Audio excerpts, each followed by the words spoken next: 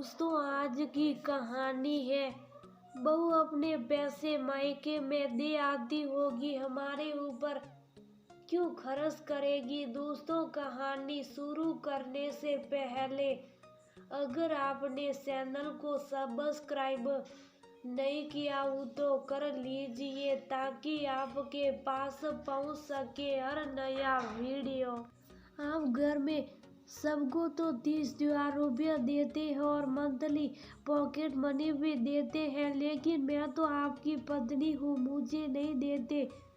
श्रुति ने अपने पति माधव से शिकायती लहजे में कहा। पति के जवाब देने से पहले ही उसकी माँ देवकी जी गुस्से से बोली, बहू, मेरा बेटा अपनी माँ बहन भाई को देता है तो तुम्हें बुरा लगता है। तुम्हें रुपये सही तो अपने माता पिता से मांग कर लाओ, और वैसे भी तुम्हें रुपयों की क्या जरूरत। वाह माँ जी, आप माँ है, जीजी इनकी बहन है, भैया भाई है, उसी तरह मैं भी इनकी पत्नी ही हूँ, इसलिए आप लोगों की तरह मेरा भी पूरा हक बनता है कि मैं भी अपने पति से खर्चा मांगू। मैं अपने मायके से क्यों मांग कर लाऊं? आप लाती हैं अपने मायके से मांग कर। अच्छा, तुम लोग लड़ाई झगड़ा बंद करो। माँ वो सही तो कर रही है, वह पत्नी है मेरी, उसका भी पूरा हक है मेरे ऊपर, और मेरे कमाते हुए वो अपने मायके मांगने क्यों जाइए तो मेरे लिए बहुत शर्म की बात होगी। श्रुति, अब से मैं तुम्हें भी 30,000 पर और मंथली पॉकेट मनी दिया करूँगा, कहते हुए माधव ने बात खत्म की। माधव अब सभी घर वालों के साथ अपनी पत्नी श्रुति को भी रुपया देने लगा। जहाँ उसकी माँ बहन भाई अपने सारे रुपये अपने खाने पीने ऑनलाइन खरीदारी में खर्च कर देते, वहीं श्रुति अपने पैसे बचाकर सोच समझ कर खर्च करती तो सब उसे घर में कंजूस कहते और उसका मजाक उड़ाते। सासू माँ और ननद जी तो यहाँ तक कह दिया करती थी कि अपने मायके में दे आती होगी, हमारे ऊपर क्यों खर्च करेगी। एक दिन अचानक ऑफिस से आते समय माधव का एक्सीडेंट हो गया। आनन फानन में उसे अस्पताल लेकर गए। उसे बहुत ज़्यादा चोट आई थी, खून बहुत ज़्यादा बह गया था। उसकी सर्जरी के लिए डॉक्टर ने फीस जमा करने को कहा तो माधव के परिवारजनों के चेहरे पर हवाइयाँ उड़ने लगी। तभी श्रुति ने अपने क्रेडिट कार्ड से अस्पताल का बिल जमा कर दिया और माधव के लिए ब्लड का इंतजाम करने चली गई। इधर सब सोचने में लगे थे कि श्रुति के पास इतने रुपये कहाँ से आए, वह तो कोई जॉब भी नहीं करती, लेकिन उस समय पूछना मुनासिब नहीं था। माधव की सर्जरी हो गई, उसे होश आया तो सब उससे मिलने गए तो उसका सबसे पहला सवाल यही था कि आप लोगों ने अस्पताल का बिल कैसे जमा किया। मैं तो बेहोश पड़ा था, मेरे अलावा तो इस घर का कोई सदस्य नौकरी भी नहीं करता। अचानक से आई इस मुसीबत में किसने आप लोगों की मदद की? माधव ने धीमी आवाज में पूछा।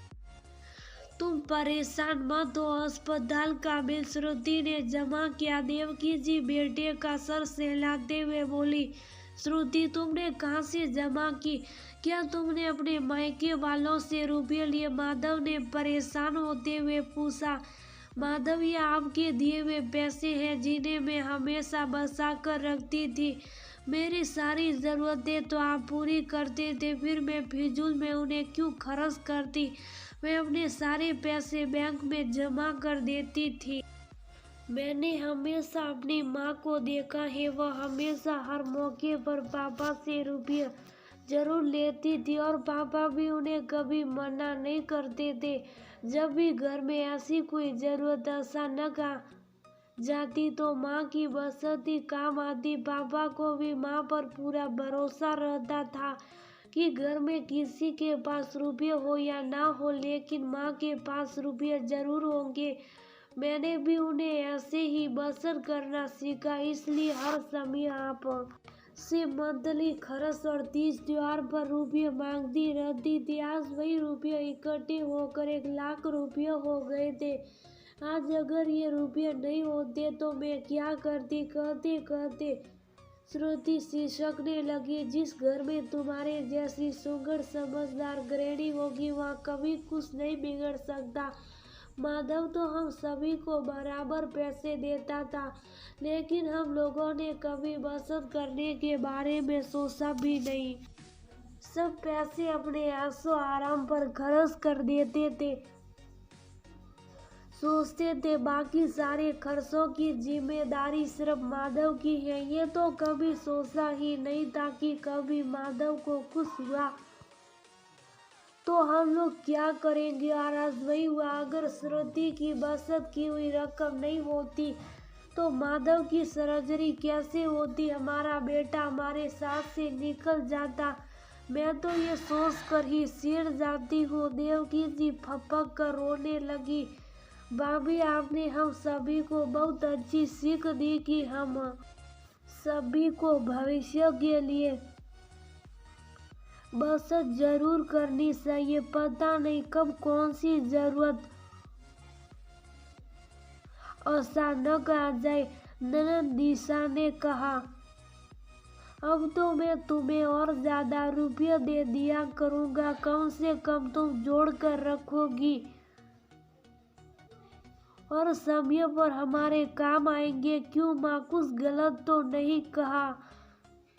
तुम्हें बुरा तो नहीं लगेगा कि बेटे ने अपनी पत्नी को मुझसे ज्यादा रुपये दे दिए? कहते हुए माधव हंस दिया। हाँ हाँ बिल्कुल दो। सही मायनों में वही ग्रह लक्ष्मी है जो भविष्य के लिए बचत करना जानती है। देवकी जी ने भी हंसकर बेटे बहू का हाथ थाम दिया।